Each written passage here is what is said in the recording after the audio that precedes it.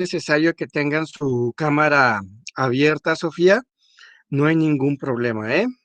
Pueden apagarla. Bueno, pues vamos a iniciar. Ahorita ya espero se vayan incorporando más. Por ahí tuve la omisión, ¿verdad? En el foro de novedades de no colocarles la hora porque me confío. Fíjense que yo cuando mando el enlace a través de correo electrónico, pues ahí ya viene programado la hora de la sesión. Entonces, la verdad es que me dejé guiar y no sé por qué no les compartí el horario.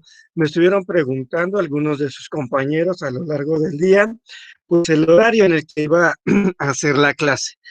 Pero bueno, aún así, con ustedes dos yo puedo trabajar, yo no tengo ningún problema. La sesión está siendo grabada para subirla en YouTube y después les comparto yo el enlace para que vuelvan a repetir la sesión o los compañeros que no están en ella pueden pues finalmente revisarla.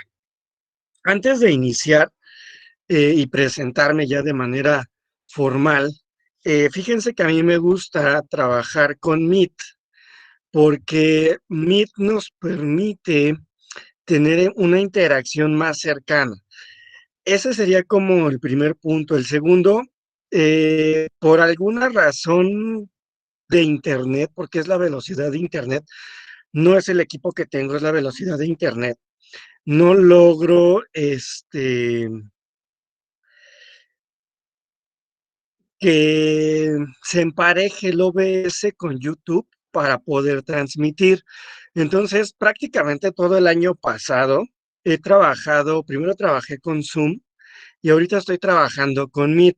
Y la verdad es que me gusta más porque pues ustedes pueden escribir en el chat, así como estuvieran en el YouTube, escriben sus dudas y nos van apareciendo. Pero la otra es que pueden ustedes activar sus micrófonos y poder externar con más claridad esa duda que tengan, porque a veces escribirla no redactamos bien o no se comprende o nos delimita un número cierto de palabras que podemos escribir, etcétera. Y aquí pues podemos activar el micrófono y realizar la pregunta. Por eso les digo que es más interactivo. Y pues al final del día es una herramienta que hemos utilizado desde que pues bueno, lamentablemente estamos en confinamiento, ¿verdad? Y pues bueno, sin más preámbulos, vamos a iniciar. Voy a compartir mi pantalla, que esa es otra ventaja. Puedo compartir mi pantalla sin problemas. Por ahí, si gustan arrimarse una tacita de té, de café, adelante. Ustedes disfruten de la clase. Yo espero no ser tan aburrido, ¿sale? Con esto. eh, es el módulo número 9, Sociedad Mexicana Contemporánea, ¿ok? Voy a iniciar antes de entrar de lleno con esta frase que me gusta siempre que inicio un módulo, explicárselas. Y dice así, no se trata de donde estés, sino donde quieres llegar, ¿ok? No se trata de estudiar en prepa línea CEP, sino lo que les va a dejar al terminar ustedes este objetivo, esta meta que tienen, a dónde quieren llegar. A lo mejor les están pidiendo la prepa para darles un mejor puesto, a lo mejor quieren terminar la prepa porque quieren hacer una vida universitaria, conseguir un título, conseguir una mejor posición laboral, económica, otra calidad de vida, ¿sale?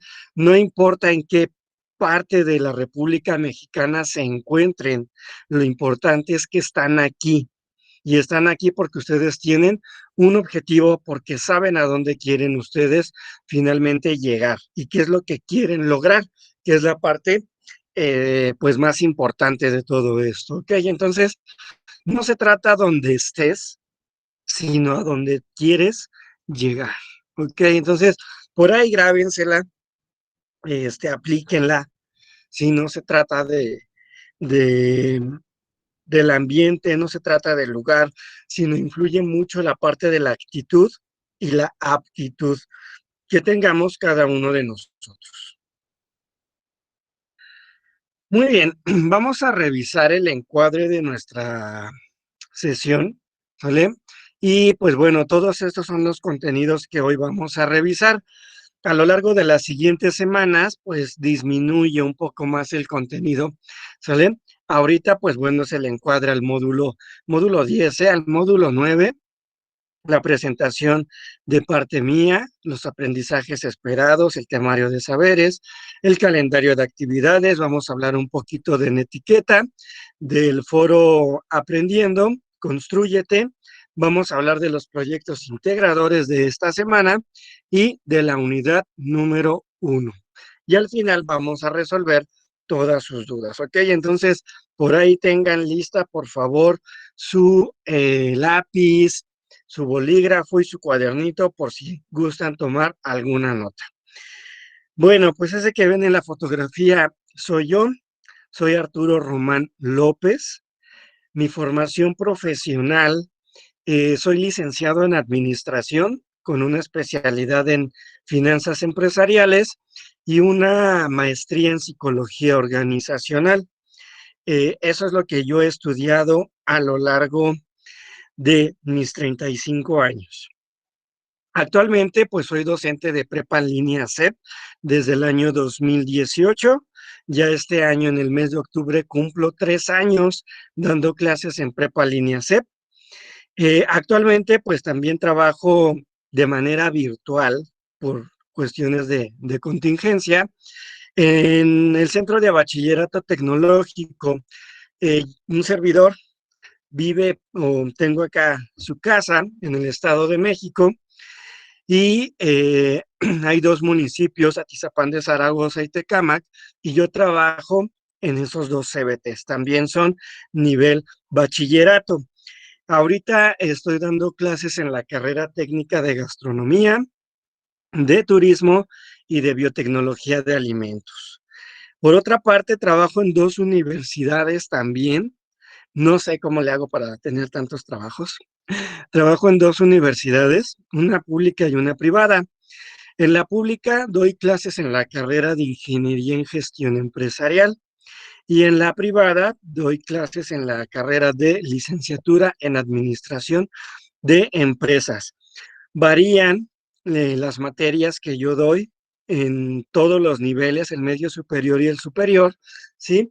Y pues bueno, en cuanto a mi experiencia laboral, he trabajado como gerente de capital humano para dos empresas privadas.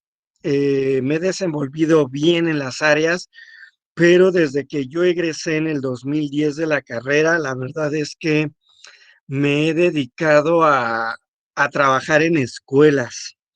Entonces, no me gustó mucho el sector privado. Me regresé obviamente al público, a dar clases, a la docencia, que es lo que verdaderamente a mí me gusta y me apasiona. Yo soy egresado del Tecnológico de Estudios Superiores de Coacalco, acá en el Estado de México, para los que son del Estado. Yo egresé ahí en el año 2010, hice mi maestría en el 2016, 6 años después de que egresé. Y ahorita, pues bueno, tengo en mente de realizar otra licenciatura o bien de, pues, realizar ya un doctorado, ¿no? Pero eso, pues, todavía lo tengo en mente. Ahorita, pues, por mi carga de trabajo, como ya les comenté, no me permite, ¿verdad? Tener una actividad extra. A veces nos mandan a diplomados, a talleres y cosas así, y esas horas que al final del día las ocupamos en eso, pues me absorben mucho tiempo y yo me atraso en algunas cosas, ¿ok? Entonces, en grandes rasgos, esto es un poquito de mí. Muy bien, pues vámonos de lleno con nuestra materia, ¿sale? El propósito formativo, analizar los principales acontecimientos de la historia de México desde las culturas prehispánicas la conquista y el virreinato, hasta la formación del Estado-Nación, a través de los distintos proyectos que contribuyeron para el establecimiento paulatino de estructuras políticas, económicas, religiosas y culturales del México contemporáneo, así como la conformación de la identidad nacional. Entonces, vean que nuestro propósito formativo prácticamente nos habla de mucha historia. Esto es historia de México, ¿sale? Desde la época prehispánica y vamos a llegar hasta, este,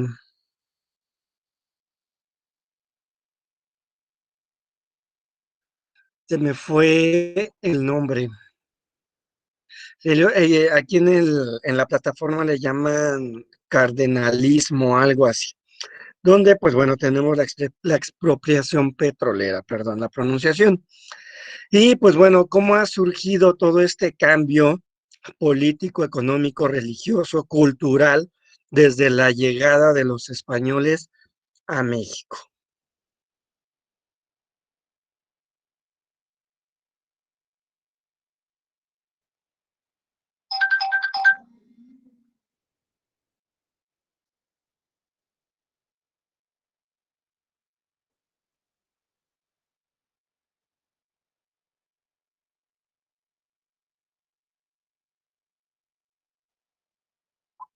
Muy bien, vamos con nuestros aprendizajes esperados. Este, Solamente les coloqué 6, tomé 2 de cada unidad, tenemos 3 unidades, tomé únicamente 2 porque son bastantes y considero que son los que pues más llamarían o aportarían al módulo sin menospreciar obviamente a los demás aprendizajes. El número 1, reactiva aprendizajes previos del nivel básico sobre las características generales de las áreas geográficas Aridoamérica, Mesoamérica y Ocisamérica.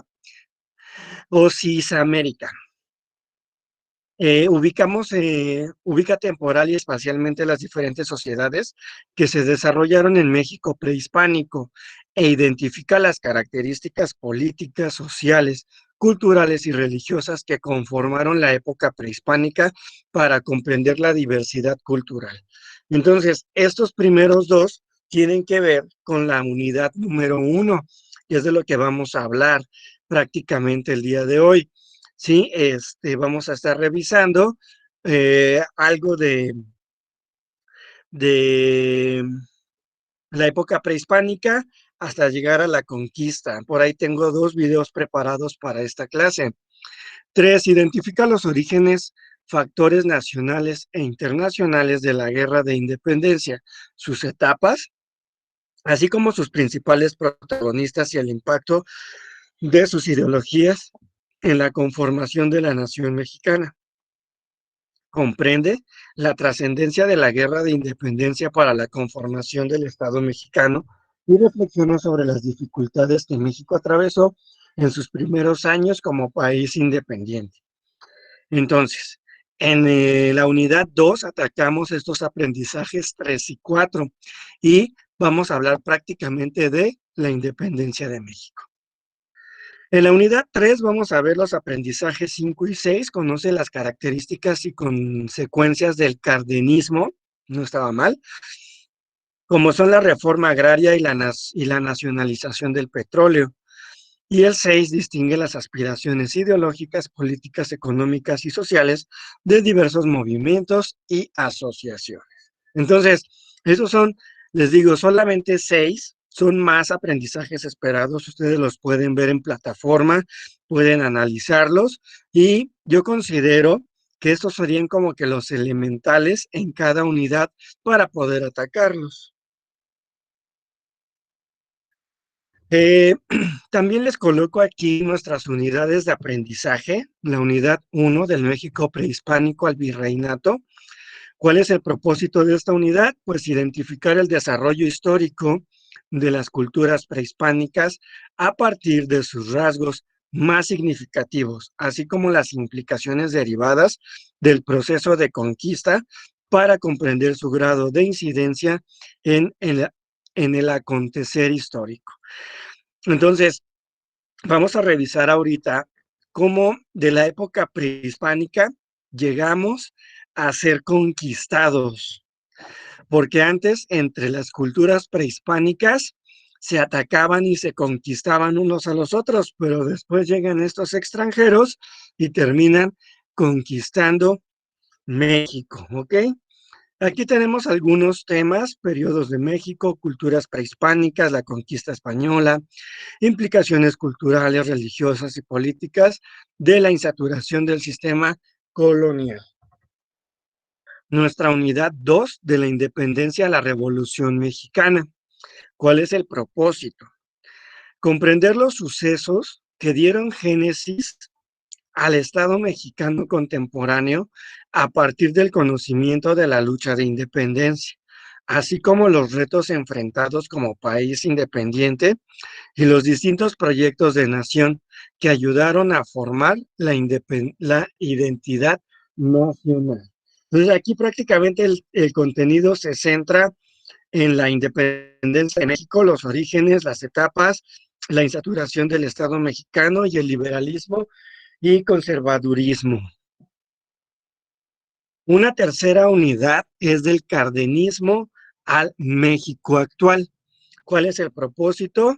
Pues analizar el desarrollo de México actual a través de las instituciones, de sus instituciones, estructuras, aspiraciones ideológicas, políticas, económicas, sociales, de distintos grupos para explicar y proponer soluciones a los desafíos actuales del país. ¿Ok? Entonces, estas son las tres unidades que vamos a revisar. La cuarta unidad, o más bien en la cuarta semana, porque vamos a estar revisando una unidad por semana, en la cuarta semana viene una retroalimentación general de estas tres unidades, ¿ok? Muy bien, vamos con los tiempos de evaluación. De acuerdo a plataforma, nosotros tenemos 72 horas para evaluar sus actividades y nos dan un cronograma. Por ejemplo, si ustedes entregan su tarea el día lunes, yo puedo revisarla entre miércoles y jueves. Si la entregan el martes, el jueves o viernes, y así vamos a ir arrastrando los días. Si se dan cuenta, en el límite de evaluación no está que tutores facilitadores ingresemos a plataforma sábado y domingo. Ustedes pueden entregarla en esas fechas. Recuerden que tienen fecha límite día domingo 23:59 horas. Sin embargo, a mí no me gusta atrasarme en mi trabajo y no me gusta retrasarlos en su calificación. Por lo regular, y en la medida de mis tiempos por las escuelas, de la mañana y de la tarde, procuro yo revisar y se los coloqué en el foro de novedades, y de acuerdo ahorita a mis horarios, en la mañana puedo conectarme los lunes en la mañana, jueves y viernes. Entonces, esos 3 días yo voy a estar conectado desde las 7 de la mañana aproximadamente hasta las 10, evaluando sus actividades, retroalimentándolos, a lo mejor si me piden material, proporcionándoles material, etcétera. En las tardes, a partir de las 7 de la noche en adelante, yo voy a estar conectado también revisando esas actividades que me mandaron en el transcurso del día. Entonces, yo prácticamente estoy conectado diario. A veces el sábado ya no lo hago por algún compromiso, o si de plano me quedo en casita, pues le echo una revisada a la plataforma. Y el día domingo, que es cuando todo mundo entrega, pues procuro yo cortar revisión alrededor de las 10:30 de la noche. Los que yo ya no alcance a revisar hasta el siguiente día por la mañana, ya los evalúo para comenzar la semana en ceros. ¿Sí? Entonces, yo estoy revisando diario la plataforma, procuro diario responderles sus mensajes que me llegan a través de la plataforma. Y hablando del tema de mensajes, procuren, por favor, escribirme en plataforma. Yo sé que ustedes tienen mi correo, pero a veces ese correo se va directo al spam, que nunca he recibido. ¿Sale? Entonces, se van al spam y yo el spam es muy raro que lo vea o en correos no deseados. Sí, entonces ahorita he procurado estarlo revisando constantemente, pero procuren hacerlo a través de plataforma y no por correo, y no es porque no quiero que me escriban, sino porque a veces, y me ha llegado a pasar, que reviso hasta 3, 4 días después el correo no deseado y ustedes anteriormente ya me habían mandado alguna duda o algo y yo ya no vi ese mensaje. Entonces, ese es el motivo, ¿sale? Entonces, procuren todo a través de plataforma. Si me mandaron un correo y no les respondo por lo menos al día siguiente, háganlo a través también del tutor. Hoy ya no me he podido comunicar. Los del tutor sí me llegan a mi bandeja normal, ¿sale? Entonces, pero vamos a procurar que todo sea a través de la plataforma, por favor. Entonces, esos son los tiempos de evaluación. Esta es mi forma de trabajar diario con ustedes, retroalimentándolos y no atrasándonos. Vamos a ver, déjenme adelanto tantito, porque esto va de la mano con esta parte de aquí, con la evaluación de los proyectos integradores. Yo siempre los voy a evaluar conforme a los criterios de la rúbrica. Fíjense que he tenido, no problema, he tenido esos detalles con sus compañeros de otros módulos avanzados, porque si les dice la rúbrica, elabora 5 cuartillas de X tema con estas características, la rúbrica lo está pidiendo, 5 cuartillas. Yo, facilitador Arturo Román, no les estoy diciendo elaboren 5, es algo que ya viene en la rúbrica. ¿Y qué hacen? 1 cuartilla, 2 cuartillas, 3 cuartillas, y obviamente no están cumpliendo ese criterio de la rúbrica. ¿Y cómo yo les voy a asignar la calificación alta si no lo están cubriendo? Entonces, ya les bajo yo calificación por ese motivo y después vienen los reclamos. Oiga, profe, pero es que yo hice mi tarea bien, no tuve errores de ortografía, puse imágenes, puse esto, puse el otro. Sí, pero la rúbrica dice que mínimo 5 cuartillas, o sea que debiste de haber hecho 5 en adelante y solamente me entregaste 3, me entregaste 2. ¿Cómo quieres que yo le haga? Sí, entonces yo siempre voy a evaluarlos conforme a la rúbrica, siempre. Ortografía, redacción, este, que sigan las indicaciones al pie de la letra. La verdad es que ahorita en esta primer semana a ustedes la actividad se las pusieron en bandeja de plata, porque ya les dan un formato nada más para que lo rellenen. No tienen que realizar el ensayo, no tienen que estar haciendo un mapa mental ni nada. Simplemente es buscar información y empezar a rellenar sus cuadritos, ¿ok? Tengo un segundo punto que es la creatividad. A mí me gusta mucho que sean creativos, ¿sale? Que pongan un margen a su hoja. Ahorita, por ejemplo, estos dos formatos, pues no podemos modificarlos, lo mandan así. Pero cuando sea una tarea libre, de formato libre, sean creativos, coloquen imágenes, coloquen ejemplos, denle ese profesionalismo ya a sus tareas. Por favor, pónganle una portada, pónganle sus datos. Si no quieren poner mi nombre, no lo hagan, pero por lo menos coloquen el de ustedes, ¿sí? Ustedes sean creativos, perdón, todas las herramientas de Word y de PowerPoint.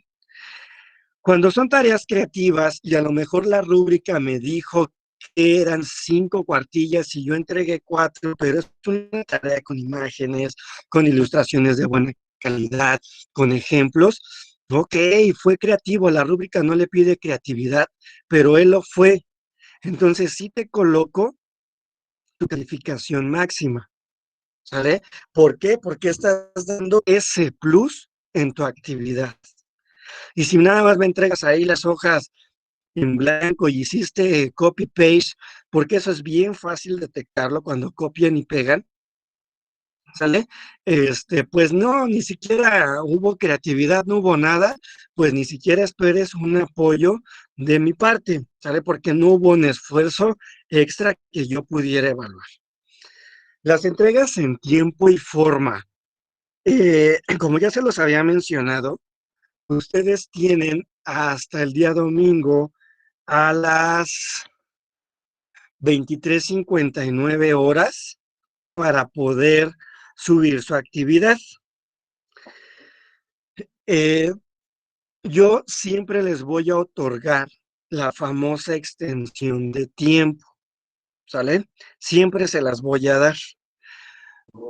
No conozco la situación en la que ustedes se encuentran, yo la desconozco, pero si ustedes a mí me la platican, me quieren compartir, yo con gusto les doy esa extensión de tiempo. Que ya tuvieron un familiar hospitalizado, que ustedes no estuvieron, que hubo por ahí un accidente, que se quedaron a lo mejor sin electricidad, mil cosas pueden sucedernos, ¿sale? Entonces, yo siempre voy a ser bien comprensivo con esas extensiones de tiempo, pero ojo, donde a mí el tutor me diga que están mintiendo o yo los cache en que ya no son congruentes con lo que me dicen o alguna situación, esa extensión de tiempo, aunque tengan derecho, no la otorgo. ¿Por qué? Porque se están mintiendo ustedes, me están mintiendo a mí. Entonces, yo la extensión de tiempo siempre la voy a otorgar por 48 horas, van a tener 2 días, pero mucho ojo, les voy a pedir que cuando me pidan la extensión de tiempo es porque ya tienen hecha su actividad. No se les vaya a ocurrir decirme, profe, por favor, deme una extensión de tiempo porque fíjese que hubo un ventarrón aquí en la comunidad donde vivo, se cayeron todos los postes de luz, de teléfono y no hay. Ok, te la voy a otorgar, pero resulta ser que yo ya les abrí la extensión de tiempo, se terminó y ustedes nunca la subieron. Entonces hay que tener mucho cuidado con eso, ¿sale? Entonces es preferible que ya tengan la actividad lista y ahora sí soliciten la extensión de tiempo. Profe, tengo mi actividad lista, por favor habilítela, la suben igual y si estoy conectado en ese mismo momento la evalúo, pero no se les ocurra pedir extensión de tiempo, no tener la actividad lista, ¿sale? Y dejar pasar esa, esta oportunidad. Perdón, es que tengo que salirme de la presentación para poder admitir a sus compañeros. Entonces, eso es bien, bien importante, que sí necesito que consideren tener la actividad lista y ahora sí pedir la extensión de tiempo para que la puedan cargar. ¿Sale? Esa es la forma en cómo yo evalúo sus actividades. Si hay alguna situación que yo tenga que explicarles, yo se los voy a dar, yo les voy a decir a lo mejor cómo vamos a hacer un mapa mental, cómo vamos a hacer un mapa conceptual, cómo hacer un cuadro sinóptico, un ensayo, porque a veces no lo saben hacer y a lo mejor no los han retroalimentado otros facilitadores o otros tutores. Entonces, a mí me gusta que las cosas las hagan bien. Y si el mapa mental lleva puras imágenes y palabras clave,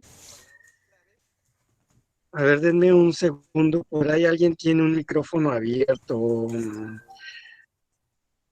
Rosela, le voy a apagar su micrófono un momento, ¿vale?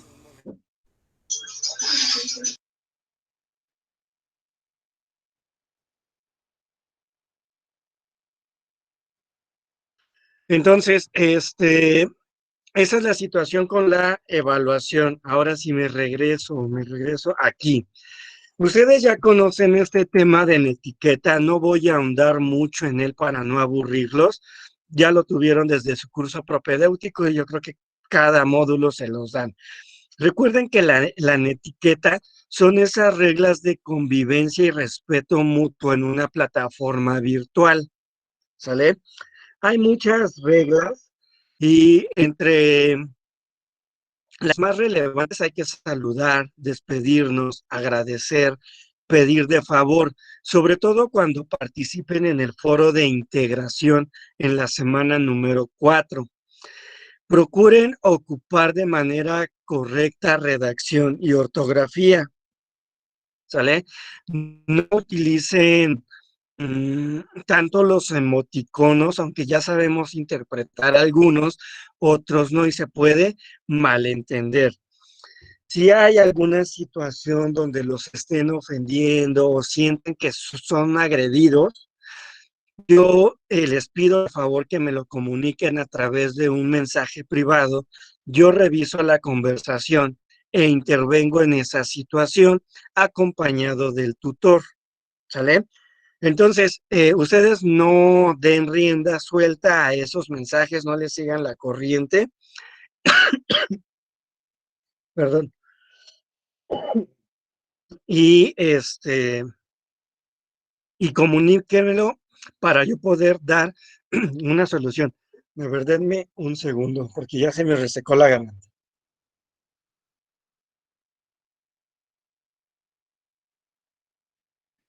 Y aquí tengo mi garrafoncito porque todo el día me la paso hablando en las clases y ya llega un momento del día donde se me seca la garganta. Pero bueno, ya estamos acá de nuevo. Entonces, les decía, procuren no seguir la corriente, reportarme a mí para yo poder intervenir en esa situación, ¿ok? Eh, hay que procurar escribir las palabras completas, no ocupar muchas abreviaciones, eh, no utilizar mayúsculas, eso es algo bien importante, porque psicológicamente escribir en mayúsculas es sinónimo de gritar o de alzar la voz, ¿vale? Entonces, les digo, estas reglas de la etiqueta ustedes ya las conocen, hay que aplicarlas también en este módulo 9 y yo espero que sea una convivencia armónica entre ustedes y un servidor. Muy bien, tenemos el foro Aprendiendo y Constrúyete. En cuanto al foro Aprendiendo, recuerden que es un foro que no se evalúa y yo les comentaba o les dejaba un mensaje el día de ayer. Las aportaciones que ustedes realicen en ese foro les sirven para retroalimentarse, les sirven para conocer más del tema, para esclarecer alguna duda. No es un foro que nada más se abra porque sí. Es importante que aporten en él, sí, que lo alimenten revisando sus dudas, a ver si ya se las aclararon o a ver si ustedes pueden aclarar alguna de ellas. Entonces, este foro no se evalúa, es un foro abierto donde hay algunas preguntas detonadoras también que les van a ayudar a conocer más sobre la unidad número 1. Después tenemos el programa Constrúyete. Este programa Constrúyete también lo trabajamos en preparatoria en el CBT y es un programa muy bonito donde nos permite conocer nuestras habilidades socioemocionales. Les va a permitir conocerse un poquito más, les va a permitir conocer el ambiente donde están parados, la sociedad, etcétera. Entonces, ustedes ya tienen su actividad Constrúyete, esta no la trabajan conmigo, la trabajan con su tutor, pero sí es evaluable en un porcentaje mínimo, pero si no mal recuerdo, Constrúyete también se evalúa.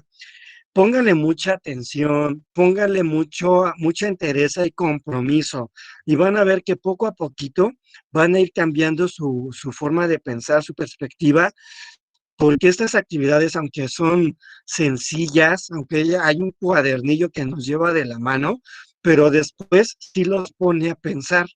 sobre todo en la parte del autoconocimiento, porque a veces no nos conocemos ni nosotros mismos y no sabemos siquiera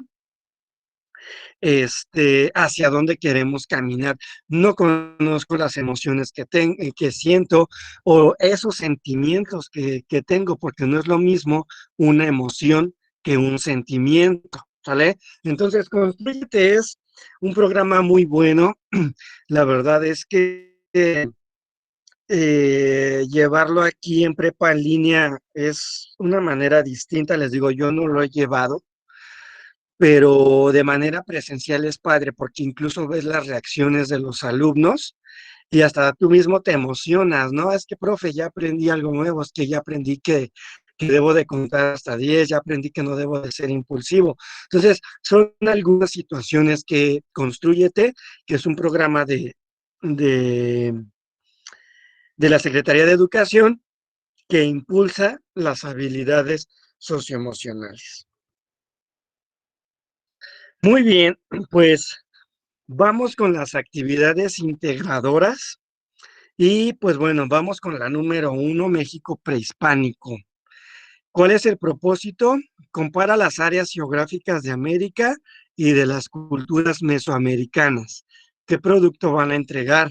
Un documento procesador de textos en que compares mediante una tabla los elementos que se solicitan y que deberás indagar. Y tenemos un formato. Vamos a analizar ese formato, ¿les parece? Y es este formatito.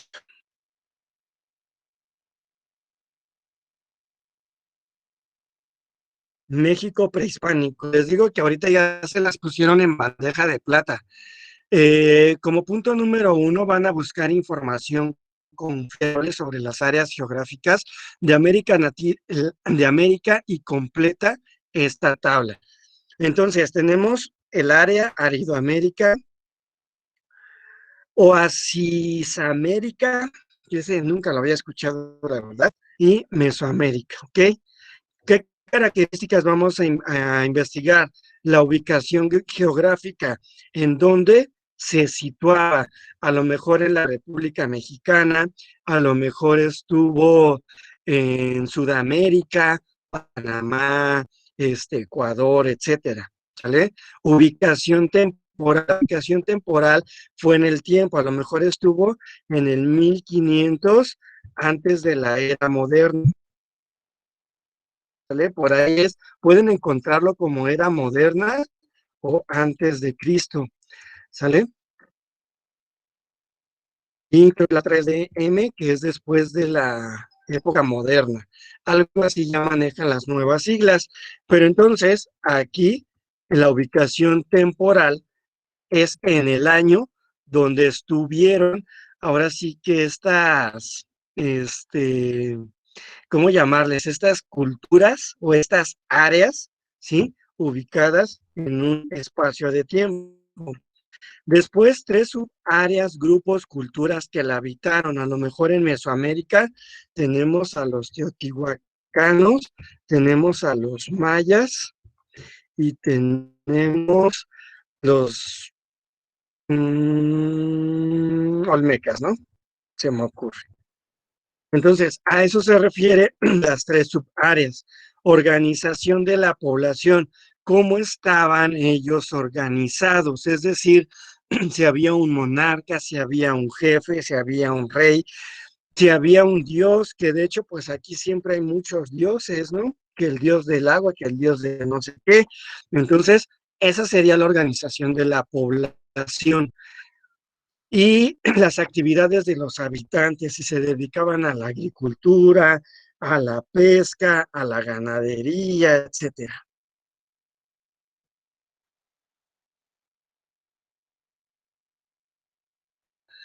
Después, elige tres culturas mesoamericanas, escribe su nombre en la primera fila y completa la tabla comparativa siguiente, indaga las fuentes confiables. A lo mejor entonces aquí colocan que a los mayas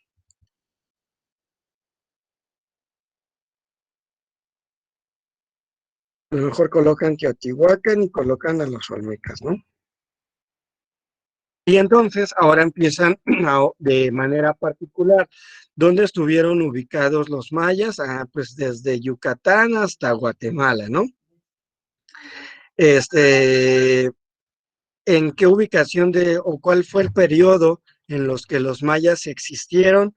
¿Cuál fue su política? ¿Qué tipo de sociedad, cultura y religión? ¿Sale? Y un ejemplo de legado patrimonial. Tenemos aquí la pirámide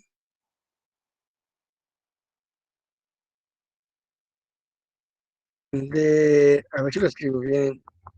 Yo estoy escribiendo con mayúsculas, ¿se dieron cuenta? Y Kenitza, algo así. Ese sería un ejemplo de legado patrimonial. En Teotihuacán, pues también están las pirámides.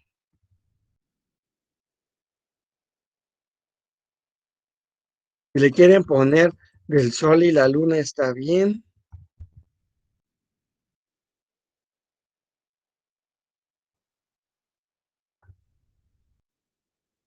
Y aquí los olmecas, por ahí hay una cabeza olmeca, creo que en Veracruz o Tabasco. Entonces, si le quieren poner cabeza olmeca, está bien, ¿sale? Ese sería el ejemplo de legado patrimonial, ¿sí? De que nos dejó esta cultura, ¿sale? Entonces, esa es la forma en cómo van a realizar la actividad número uno. Realmente es sencilla, salvo esta parte de acá que les digo que ni siquiera yo lo llevé en la primaria, creo, o no lo recuerdo, la verdad. Nada más recuerdo Mesoamérica, pero bueno, para eso están todos nuestros materiales, ¿ok? Entonces, eso es en cuanto a la primera actividad. Vamos a la dos. Antes y después de la caída de Tenochtitlan, ordena cronológicamente la serie de eventos que contribuyeron a la conquista de México, mencionando las características del virreinato de Nueva España. ¿Qué producto van a entregar? Un documento en procesador de textos que incluya una línea de tiempo, las respuestas a ciertas preguntas y una ficha de características. Vamos a revisarlo.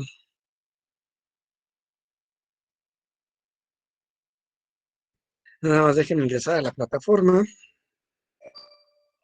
Ahí está.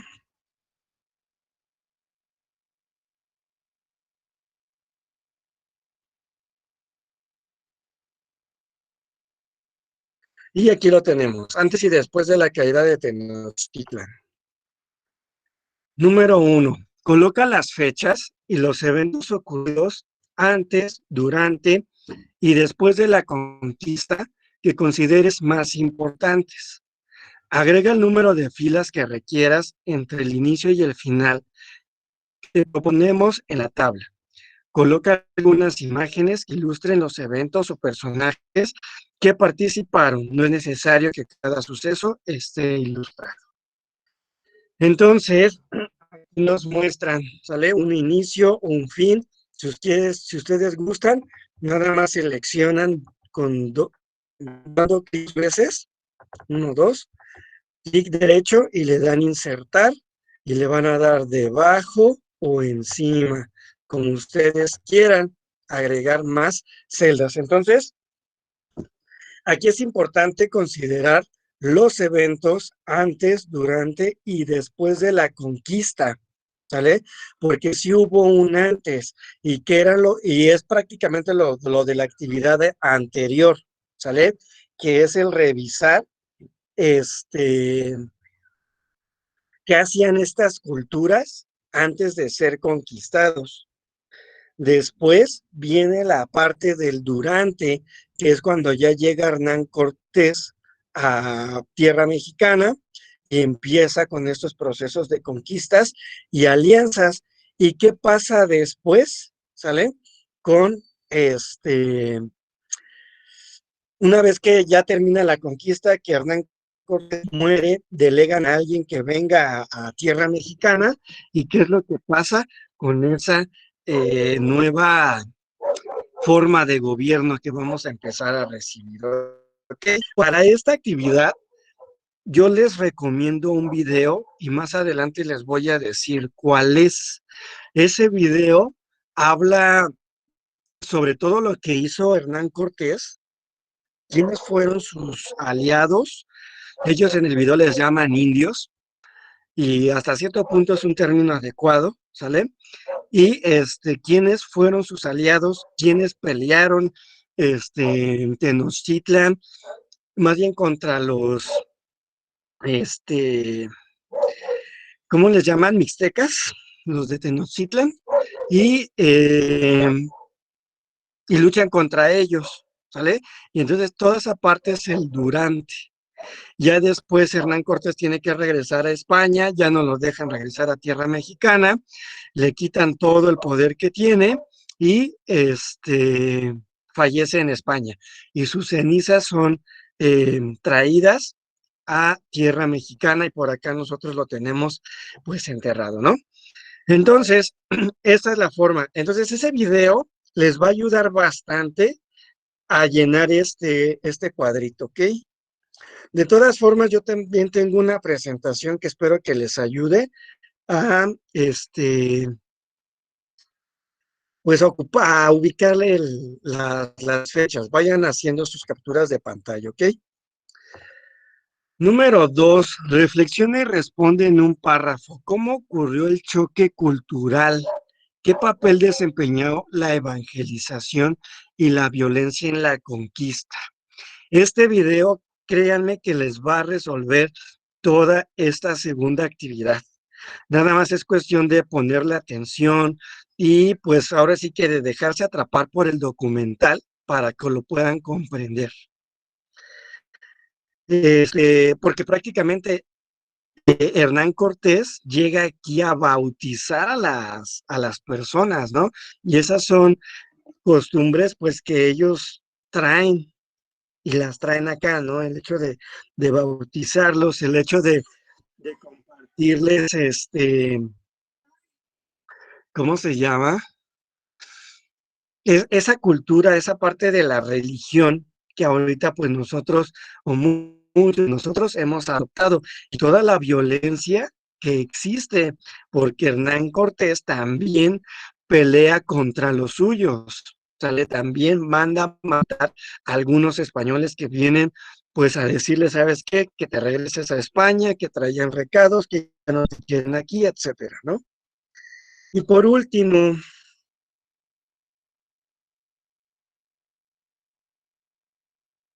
señala las características económicas, sociales, políticas y culturales del virreinato de Nueva España y cómo influyeron en cada uno de estos ámbitos las reformas borbónicas. Entonces, este es un cuadro comparativo. Sale el virreinato de la Nueva España, es decir, acá en México, cómo empezó a surgir la cuestión política, la económica, la social y la cultural sobre todo, que es la que va a empezar, ¿qué? A cambiar. ¿Por qué? Porque nos empiezan a traer ellos sus costumbres, sus tradiciones. La parte social es que, pues, nos empiezan a revolucionar a nosotros, porque pues finalmente ya en esas épocas, en España o en Europa, si ustedes quieren llamarle así, ya llevan una vida más avanzada. Y nosotros, a pesar de que también tenemos ciertas tecnologías, pero no se comparan con las de ellos. A nosotros, lo único que nos hace valiosos, pues es toda la parte del recurso natural, sobre todo el oro, ¿va? Entonces, de esto se tratan sus dos actividades de esta semana.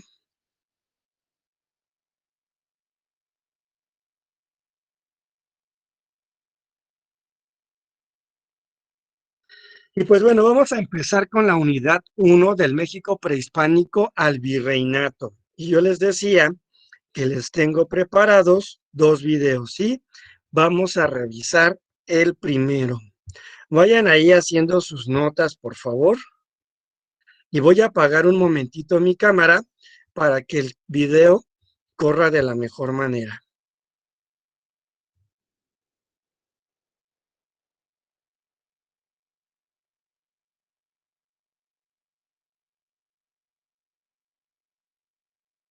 Ok, los dejo con este video, dura 8 minutos y ahorita explicamos, ¿vale? Las culturas prehispánicas más importantes de México.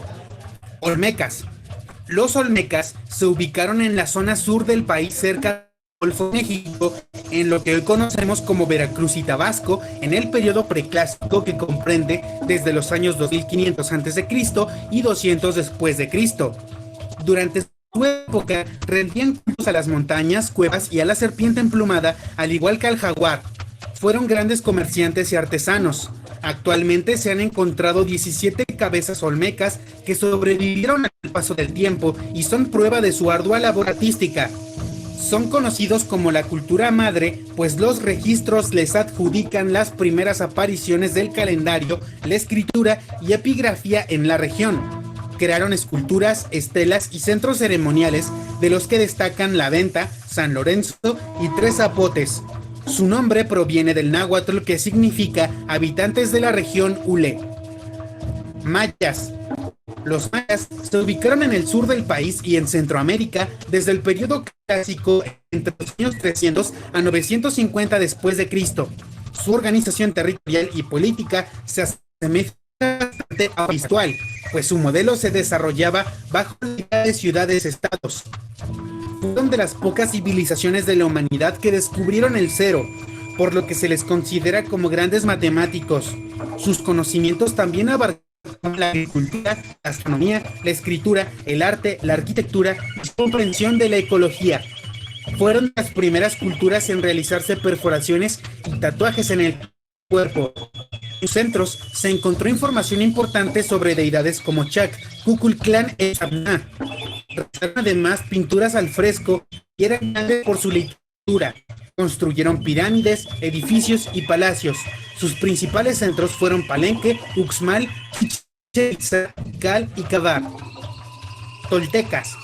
Los toltecas se asentaron en el norte de la Ciudad de México, en el espacio que hoy ocupa el estado de Hidalgo, durante el periodo posclásico, es decir, entre los años 900 y 521 después de Cristo.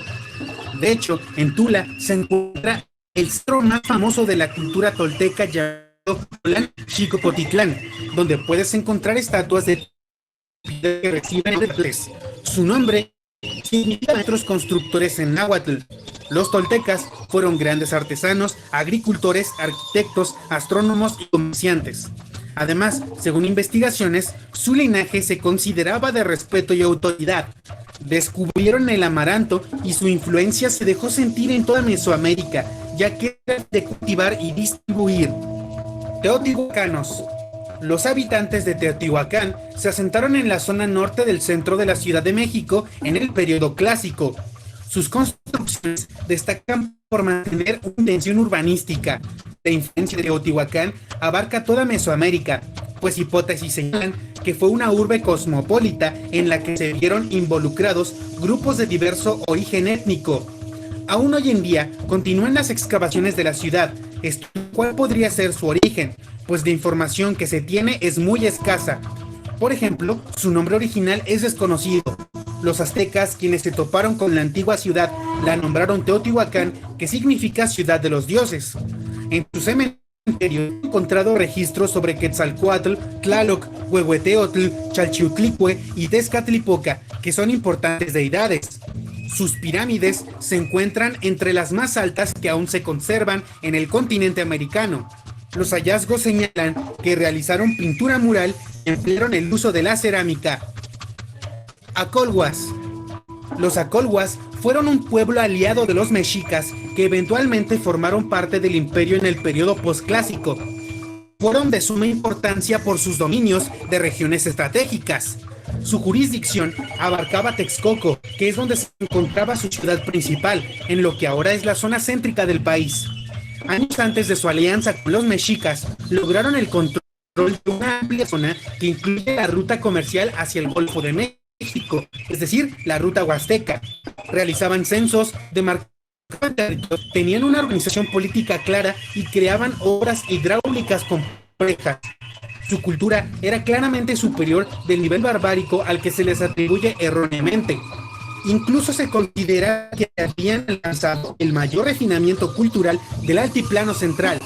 Hasta la llegada de los españoles, fueron prósperos agricultores y concentraban grandes recursos. Mexicas. Los mexicas se ubicaron en toda la zona céntrica de México, extendiendo sus territorios de costa a costa. Fundaron su ciudad Tenochtitlan en la actual Ciudad de México en el año 1325 después de Cristo, periodo posclásico. Hacia el final de este periodo comenzó la decadencia del imperio con la llegada de los conquistadores españoles entre los años 1519 1521. En su tiempo, eran grandes arquitectos y sabían distribuir de manera casi homogénea los recursos con sistemas de transporte, riego, públicas, etcétera. Construyeron en su ciudad pirámides. Eran también grandes agricultores, militares, médicos, matemáticos y pensadores. Su organización social, así como su sistema de comunicación, se encontraba muy adelantado a su época. Contaban con calendario, emplearon la metalurgia y se desarrollaron como la cultura más poderosa de todo el continente americano hasta la llegada de los españoles. Purépechas. El pueblo purépecha se estableció en el suroeste del país, en partes del estado de Michoacán, Guanajuato y Guerrero.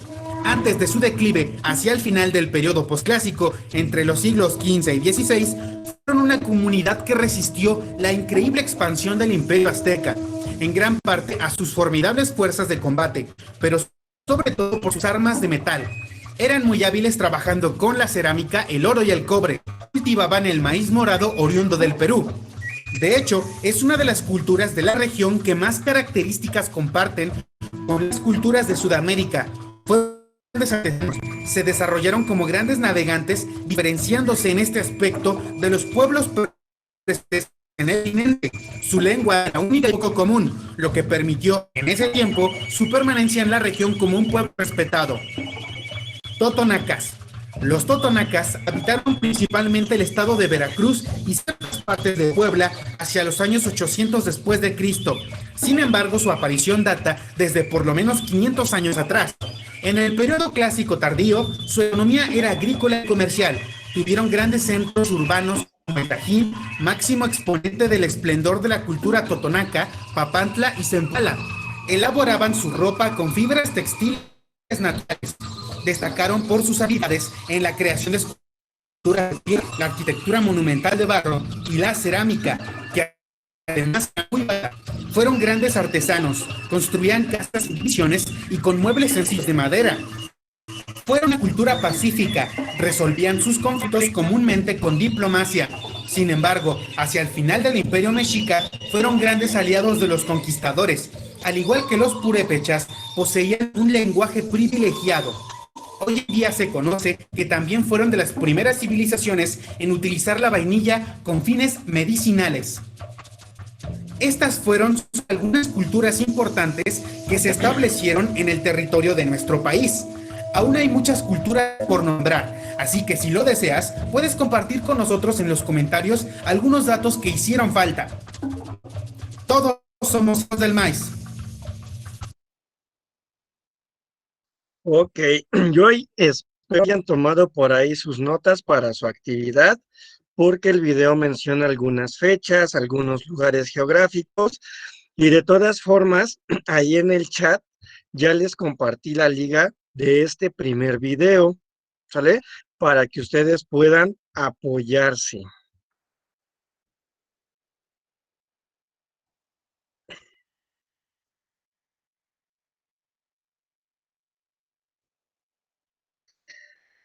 Ok, bien, a ver, yo aquí tengo un pequeño recuadrito que hice y pues bueno, yo tengo aquí información de los olmecas, de los teotihuacanos, los mayas y los zapotecas.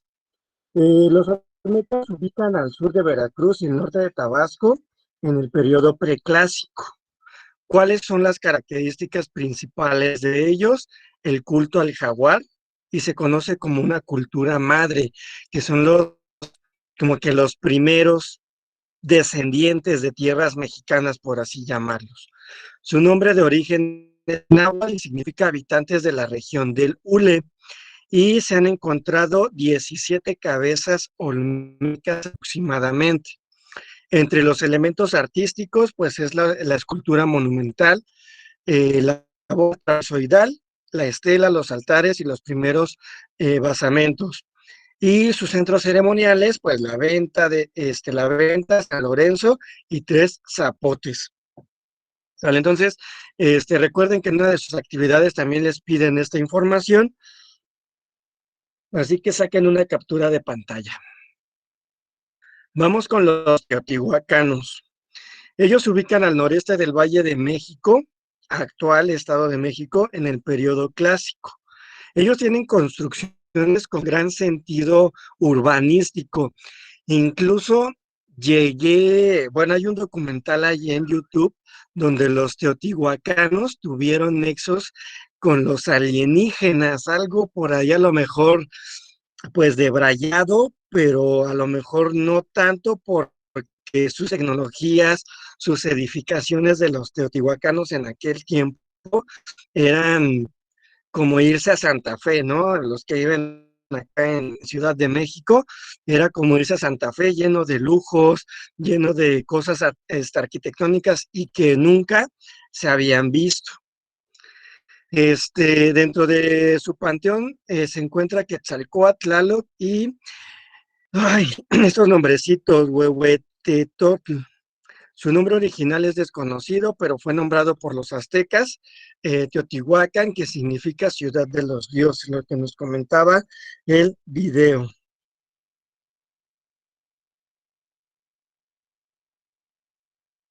Elementos artísticos, pues las grandes pirámides, los que han tenido oportunidad de ir a verlas, ya las conocen, ya saben cómo son y la vibra que se siente estar ahí.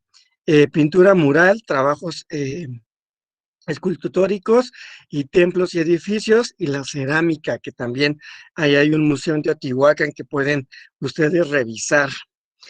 Yo creo que dentro de lo importante de los teotihuacanos también está la obsidiana. Ellos trabajaban con mucha obsidiana, hacían sus armas con obsidiana y venden mucha obsidiana allá en Teotihuacán.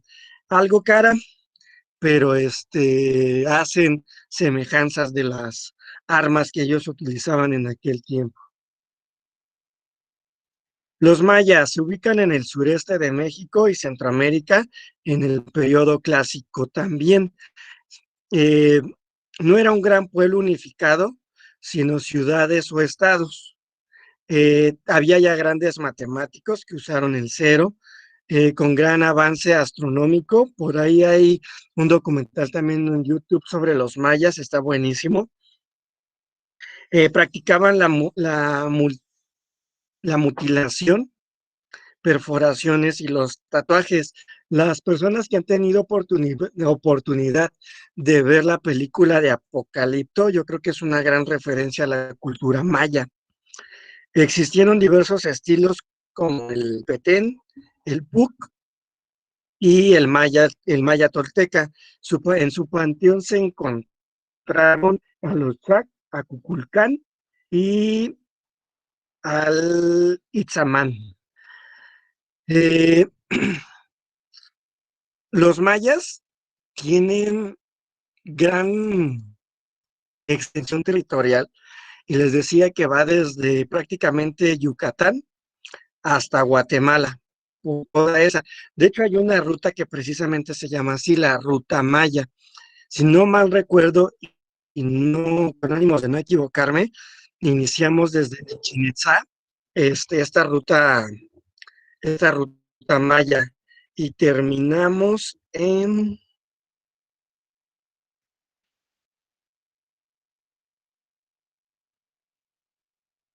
Tikal, si no mal recuerdo, en Guatemala. La verdad es que un servidor ha querido desde cuándo visitar Tikal, porque está muy padre y hay como que más ruinas de los mayas en Guatemala que en México. Dentro de sus elementos artísticos artísticos, pues están las esculturas, las estelas, los pirámides, los palacios, el arco maya, pinturas, y sus centros ceremoniales, pues está Palenque, Uxmal, Chichén, o Chichén Itzá, Tikal, Copal y Cabá. Entonces, Tikal y Chichén Itzá como que es de lo más conocido que tenemos tanto en México como en Guatemala. Y por último tenemos a los zapotecas, que ellos se ubican en Oaxaca, en el Istmo de Tehuantepec, Guerrero y Puebla. Y también se ubicaron en el periodo clásico. Nombre de origen náhuatl significa pueblo del zapote. En su panteón tenemos a Cosijo, Xispe y Quetzalcóatl.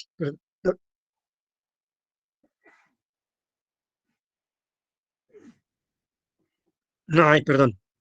Ellos fueron grandes agricultores y dentro de sus cultivos más importantes pues era el maíz.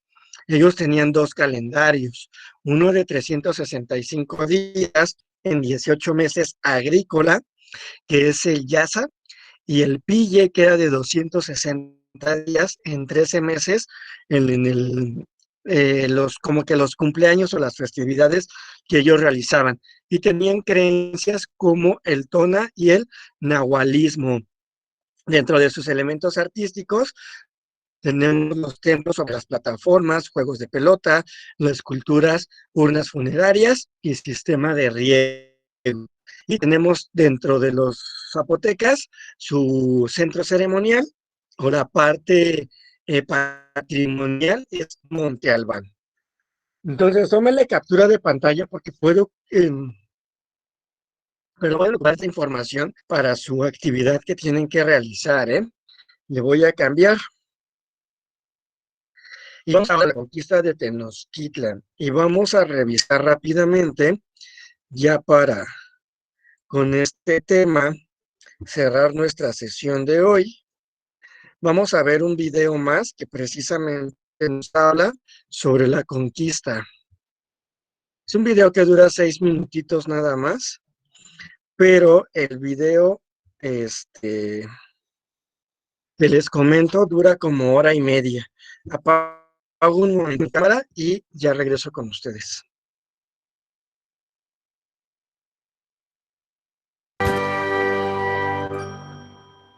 Hijo de Cortés y de Karina Pizarro Altamirano, Hernán Cortés nació en 1485. Durante su juventud estudió durante 2 años en Salamanca. Tuvo una formación en leyes que le fue muy útil durante toda su vida. Sin terminar sus estudios, regresó al seno familiar, donde permaneció poco tiempo. Pronto dejó el ambiente familiar para dar el salto al nuevo mundo. En él hizo valer sus habilidades y observó de qué modo se desenvolvían los hombres ávidos de fortuna y fama mientras acrecentaba su hacienda. Espera un momento.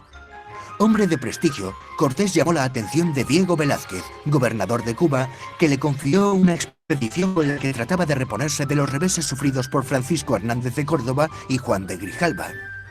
De Cuba salieron alrededor de 50 soldados, entre ellos 32 ballesteros y 13 escopeteros.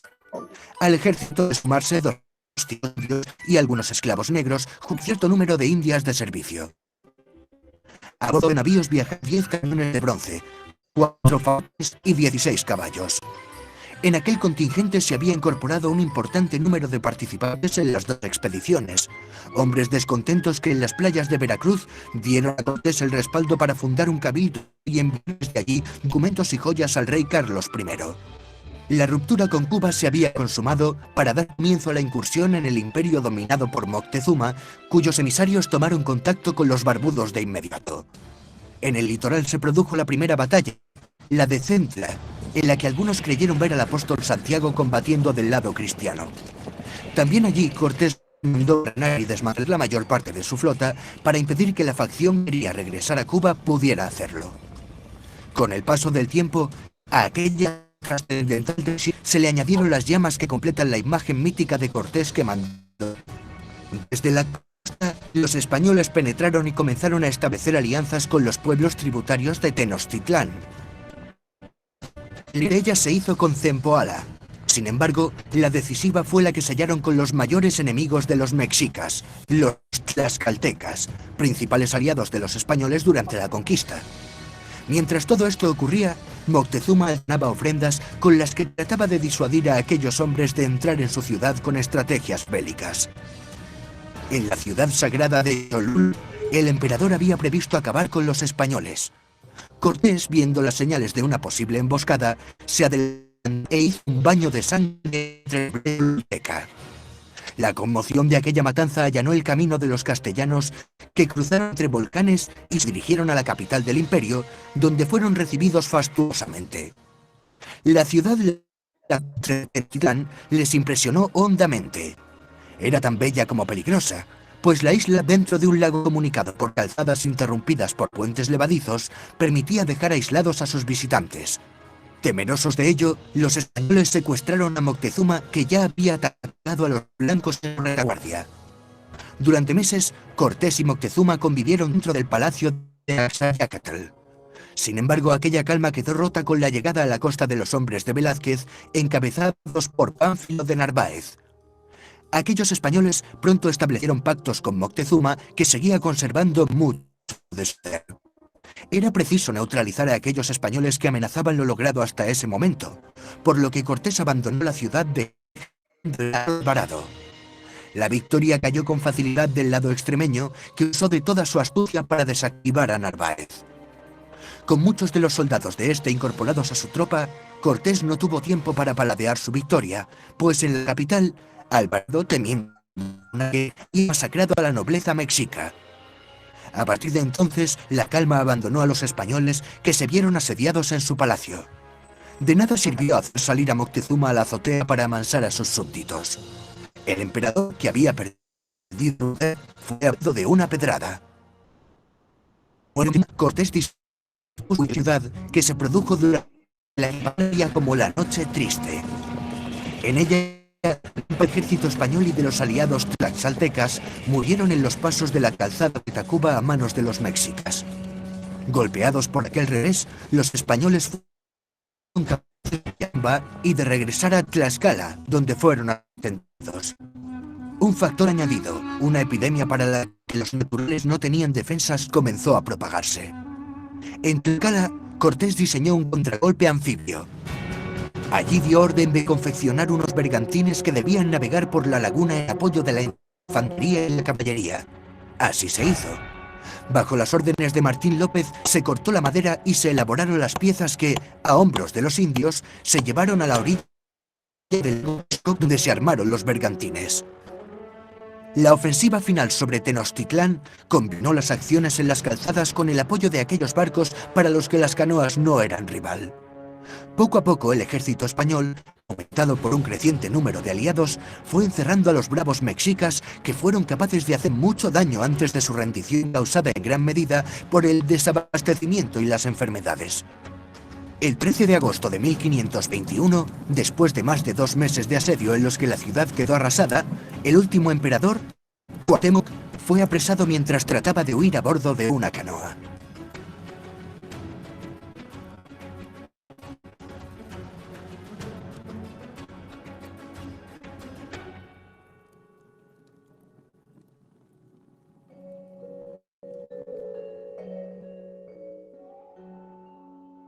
¿Quieres ser miembro del canal? Al lado del botón de suscripción hay un botón que pone unirse. Haz miembro del canal.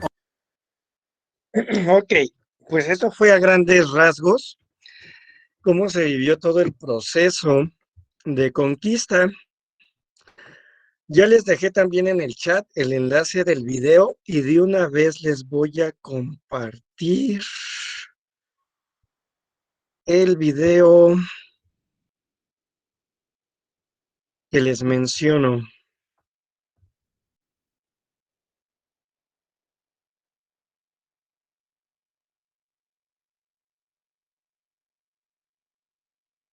A ver. El tercer link es el documental que yo les digo, que precisamente habla sobre toda la conquista desde la salida de Hernán Cortés de España hasta el momento en el que a él lo destronan, fallece y mandan a alguien a continuar con esta nueva gobernanza en México.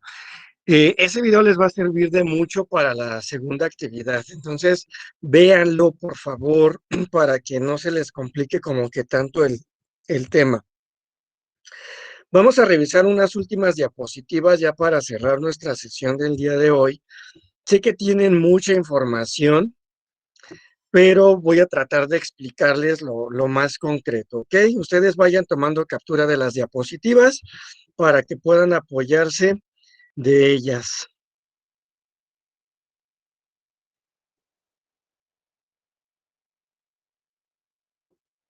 Entonces tenemos a Hernán Cortés y la conquista de México Tenochtitlan.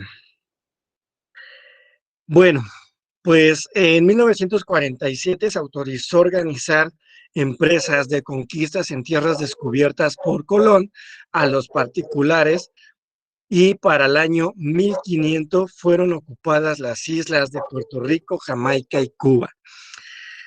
Como antecedentes sabemos que Colón fue como que la primera persona en descubrir otro continente, otro nuevo mundo, le llamaba él.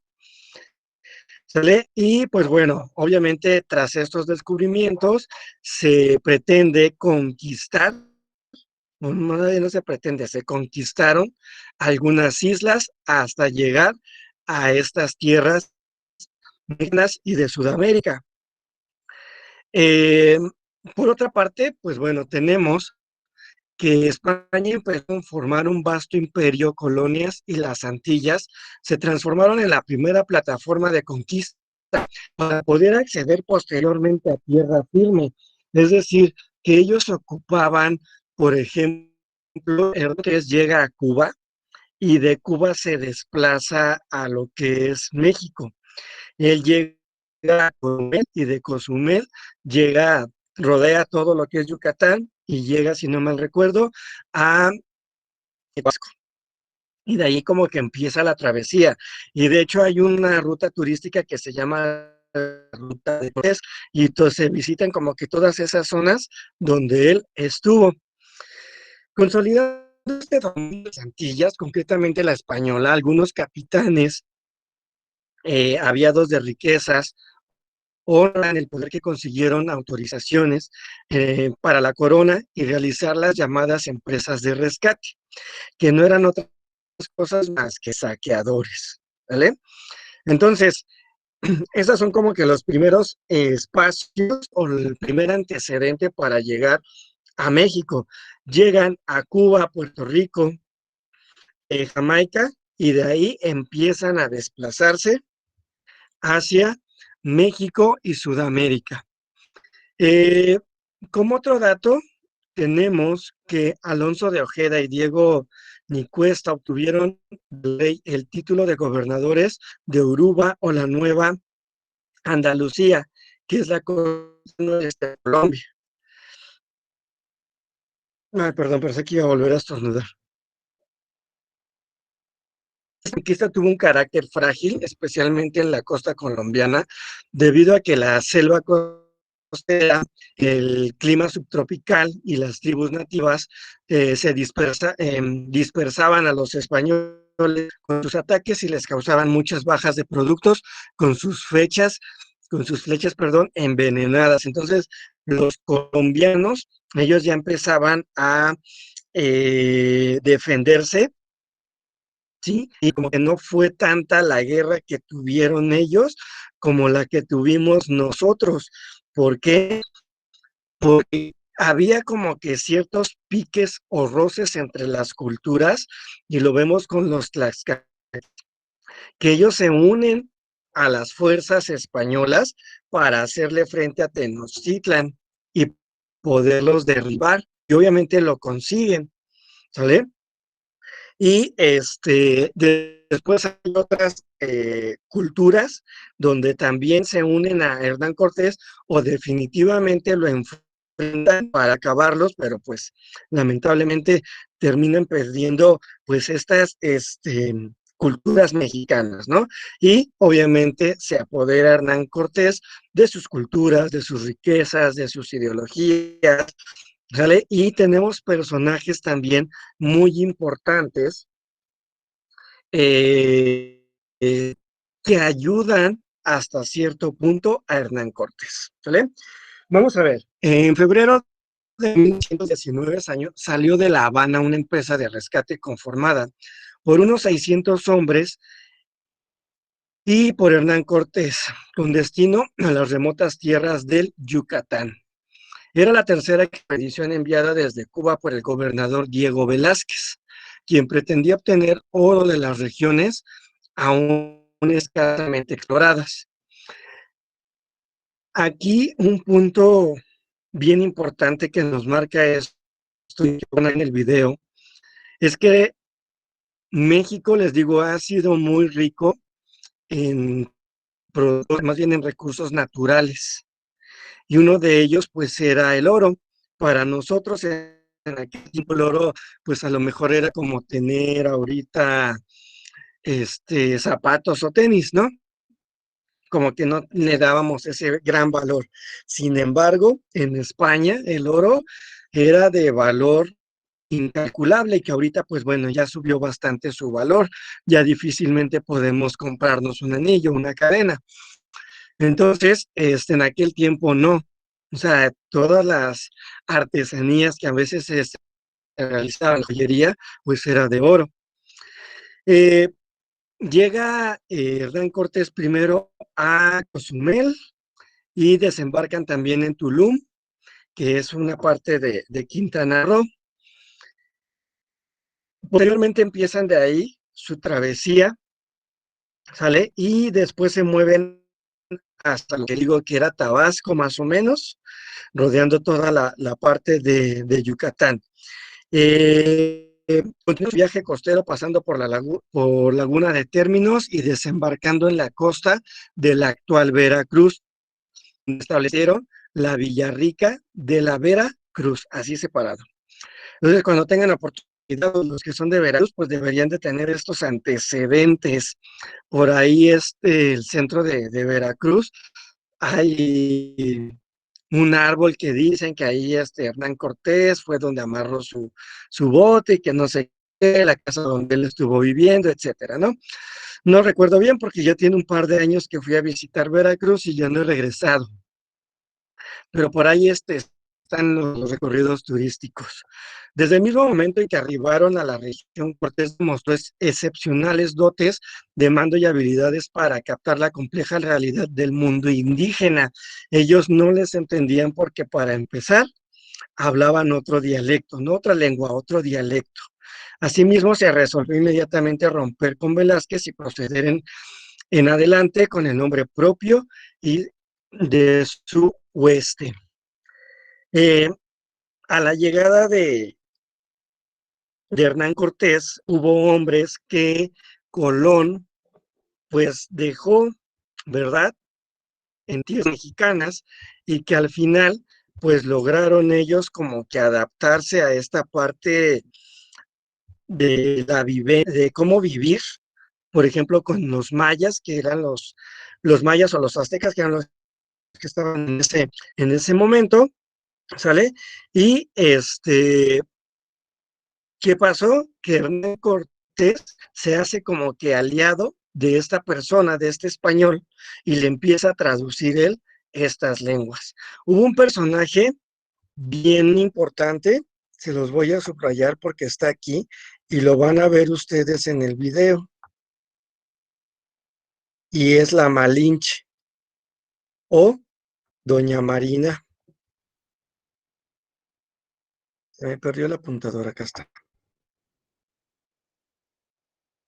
La Malinche es un personaje importante porque pues ella es la que guía a varias regiones a Hernán Cortés y también le ayuda como que a implementar estrategias. A ver, esta comunidad nos atacó, tiene estos armamentos, puedes derribarlo de esta forma. Ella también tenía o dominaba varios dialectos. Ella hablaba náhuatl y maya y ella pudo traducir muchas cosas a Hernán Cortés.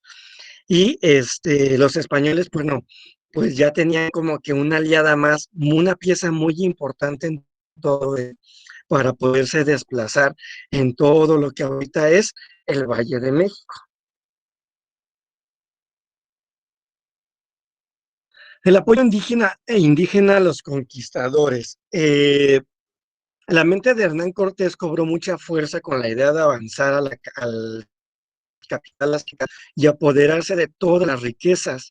Se dirigió primero al territorio independiente de Tlaxcala y luego de derrotar la resistencia logró una alianza estratégica con estos y otros enemigos de los aztecas. Es decir, que Hernán Cortés se alió con algunas culturas, ellos los tlaxcaltecas, para poder derribar a los de Tenochtitlan, ¿sale? Entonces, como ya no los que ya se tuvieron que unir a ellos para poderlos derrotar. Obviamente esto para Hernán Cortés era la palomita, ¿no? O el pase automático para frenar a los de Tenochtitlan y poderse quedar con todas esas riquezas. Aquí tenemos una imagen del territorio controlado por los mexicas y que es todo lo verdecito. ¿Vale? Entonces por acá tenemos Tenochtitlan, los tlaxcans, los chichimecas, los tarascos, los totopecas, los mayas, por aquí ya está Yucatán, ¿vale? Entonces, era un imperio bastante grande el que ya tenían y por eso necesitaban al final del día derribarlos. México en Tenochtitlan. Eh, Como bien saben, ellos estuvieron gran parte ubicados en el lago de Texcoco y pues bueno, esto fue una desventaja para ellos al momento de derribarlos, porque Hernán Cortés era un estratega impresionante. ¿Y qué fue lo que hizo? Primero, aliarse de Moctezuma. Salió con Moctezuma y como que los grandes amigos y pues bueno, al final vino un movimiento en una de las reuniones o festividades que realizaban, ¿sí? Los atacaron y entre todos esos ataques mataron a Moctezuma. Pretendían huir con todo el oro, pero pues bueno, eran lingotes los que ellos ya habían hecho porque ya habían fundido toda esta parte. ¿Y qué fue lo que sucedió? Pues que les impedían al final del día moverse rápido y pues bueno, los de Tenochtitlan se van con todo a atacarlos y pues bueno, se hace aquí ya esta guerra entre los españoles y la gente de Tenochtitlan. Entonces derriban a Moctezuma y mandan al trono a Cuitláhuac, pero ya Hernán Cortés, al ver, perdón, que era otro tipo de, vamos a llamarle así, de política de gobernador, pues decide abandonar, que por ahí es el llamado la noche triste, ¿no? Porque pues se ven derrotados y tienen que abandonar ellos Tenochtitlan. Eh, Tras un accidentado camino donde se registraron también sangrientas matanzas, como en Cholula, los españoles contemplaron la impresionante vista de Tenochtitlan, que fue por ahí del 8 de noviembre de 1915. En el documental les dan las fechas más precisas. A veces estas fuentes de información como que no son mucho, pero les dan, porque ahí sí son historiadores de la UNAM los que dan las fechas más exactas.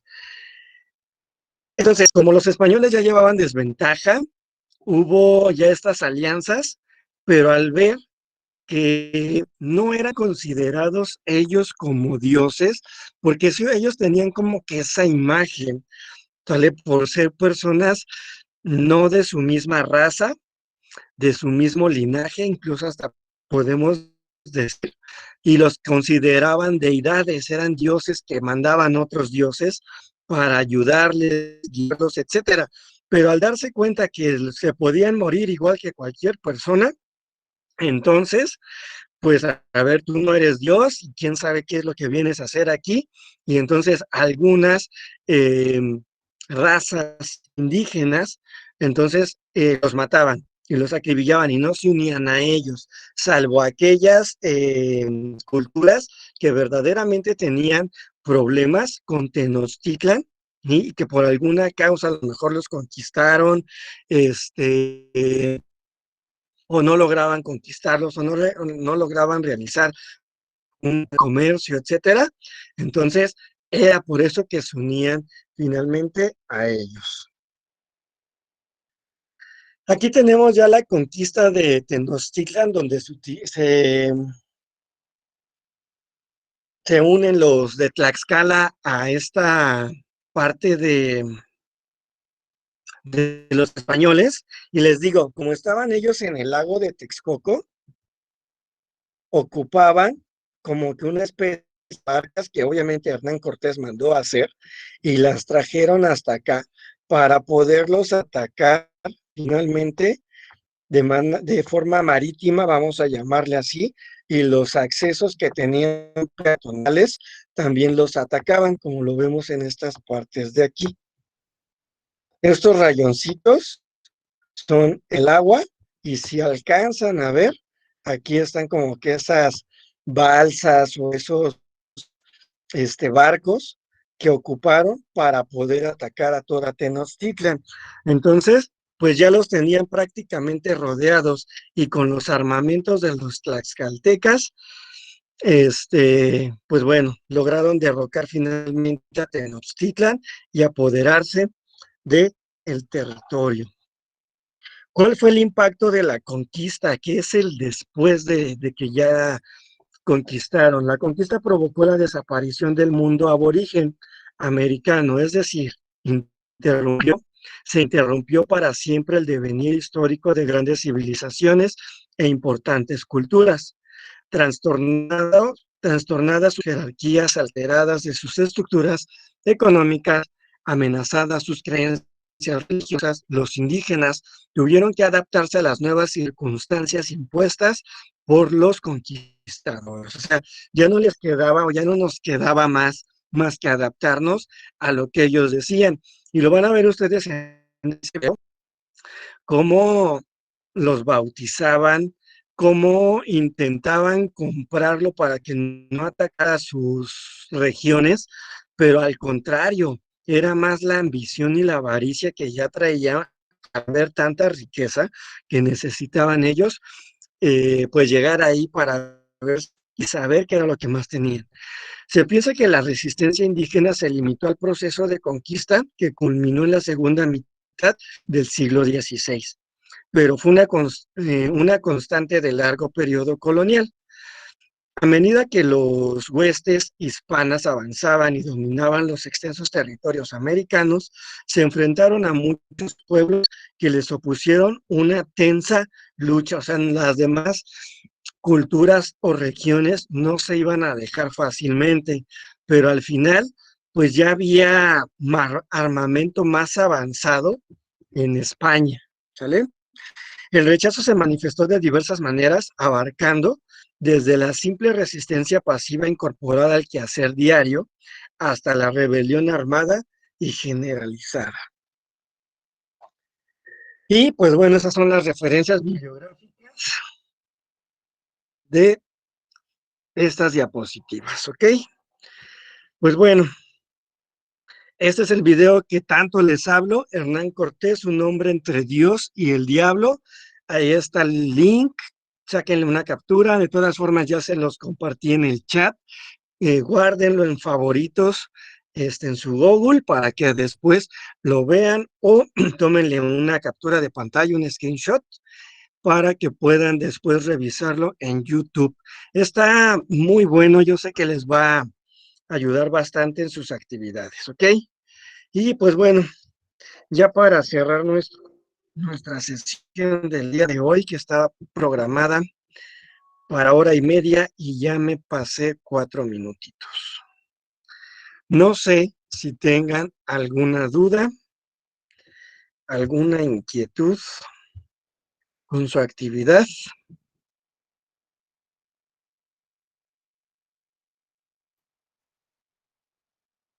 ¿No?